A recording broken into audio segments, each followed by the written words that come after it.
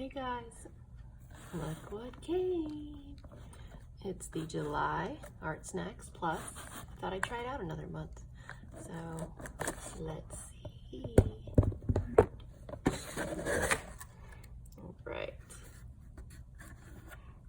Okay, blocking my light. I'm going to scoop everything out. Lay it out. Since I have such a little camera set up, put it all right here. So first thing that is in the box is fluid, 100% cotton. And what's great about that is most of the ones that you see like at the Michaels type stores, those are going to be wood pulp. And watercolor doesn't work the same way. It doesn't absorb into the paper the same way. It doesn't react.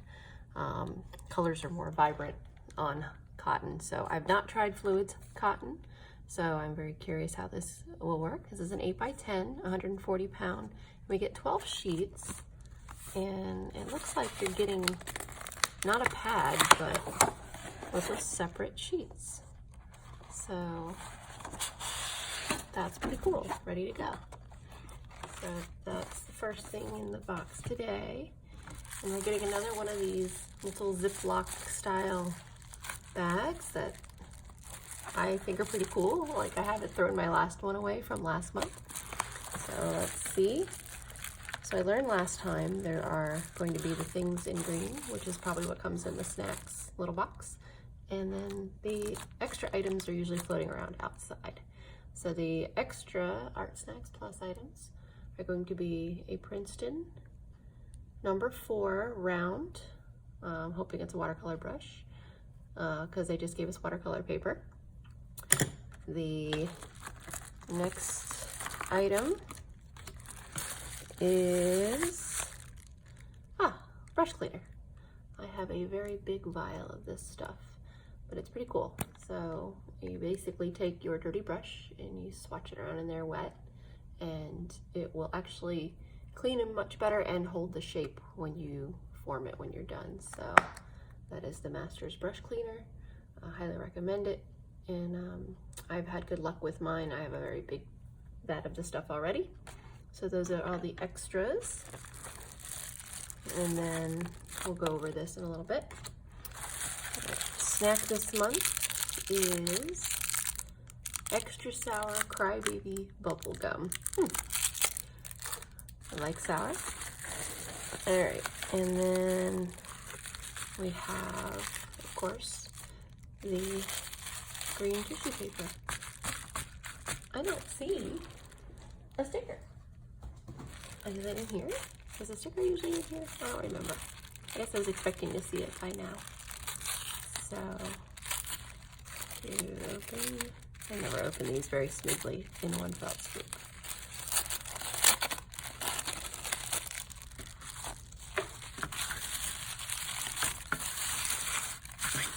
Like wrapping it and opening again.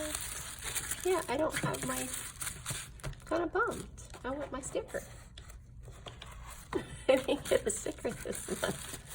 All right, so the first thing is a Pigma Graphic 1 archival ink.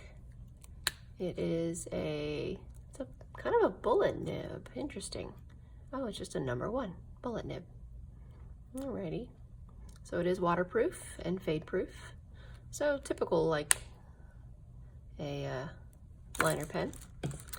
We have Daniel Smith watercolors. We have Pyrrole Scarlet and Hansa Yellow Light. Those are premium grade, definitely. Daniel Smith is a well-known watercolor brand made in Seattle, so you are supporting local. The light fastness 2 rating on this one, which I look for if you're going to do something permanent. You want it to be a 1. You know that it's going to be much more light fast, and 2 is going to be a little bit less light fast. And the fact that it's a series 3, whenever you buy watercolors, usually the cheapest ones on the rack are the series 1s. This one's a series 1. The more expensive ones are 2 and then 3. So this is actually a much more expensive pigment. So they are sold in that certain series. So I'm excited to try these out. These will be a fun color blend. We have a General Sketch and Wash. Oh, my pencil's got a weird, oh, the end had the cap, I guess, pressed on, and it kind of missed. So looks like the cap is took some of the wood out, but that's okay. This is a Sketch and Wash, so I've heard of these. They are water soluble graphite, so I should be able to draw with this and add water to it, and I'm really excited to see how that works because I had a box that was supposed to ship with them and they forgot them and I didn't get to try them. They just basically gave me a refund, which was great of the box company, but I never got to try them, so I'm excited about that. And we have another brush, Princeton Aqua Elite, number 8 round. This is my favorite size round brush, so I'm really excited about this one actually. Oh, there she is. Here she is. Okay, cool. I was wondering. And there's the sticker. I don't know why I don't do anything with them. Here's my other one. I might eventually do something with them, but this is last month's. But when I didn't have it, I missed it. So that one is got a lot of liner and a couple of different colors. So I like to see what we can create. I have to think about what I'm going to do with a red and yellow limited palette and wash. And I am excited to see what we can make. I'll be right back. Alright guys, so I had taken a few minutes to swatch everything, but there's really not a lot to swatch. The 2 colors, which you'll see me paint with here shortly, and what better swatch than a painting.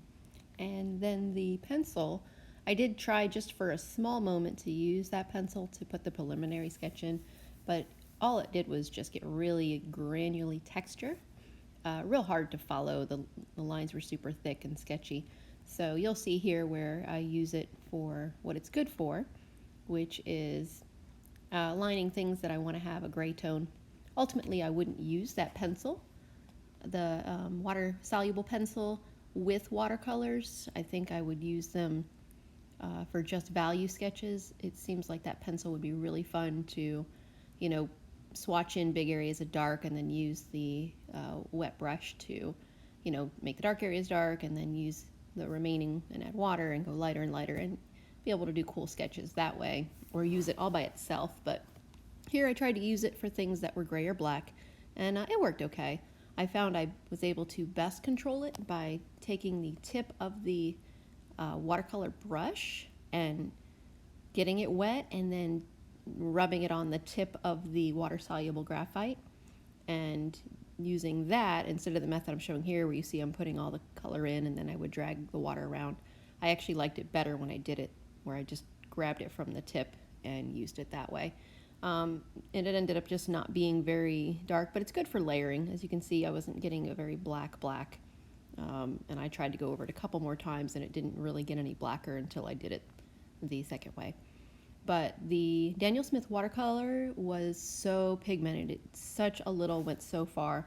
I probably squeezed out maybe like 1/4 of a pinky nail onto my palette and completed the whole painting, which wasn't very big to start with, but was able to basically add just little bits of water and everything came out really vivid. Obviously, I had a lot of water in this particular beginning part. Using the fine liner here.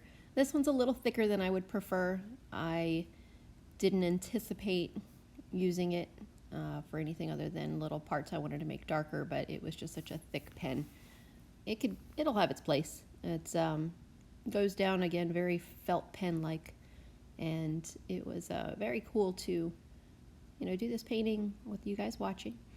The final thoughts I have is that brush that I'm using right there was my favorite thing in the whole box. It held the pigment and the paint so predictably. Like I could just keep going and going and going and it would not glop out or fall out. It was such a nice brush. I would get that box again for just the two tubes of paint and that brush and be super happy. Did use this. I needed to use it in front of you, so I did use it. But that is cleaning the brushes really well. That stuff is actually really great to hold the shape of the brushes, so it's a good final step. I actually started cleaning multiple brushes in this little thing here, but good way to end the night. I hope you enjoyed my unboxing of my Art Snacks Plus.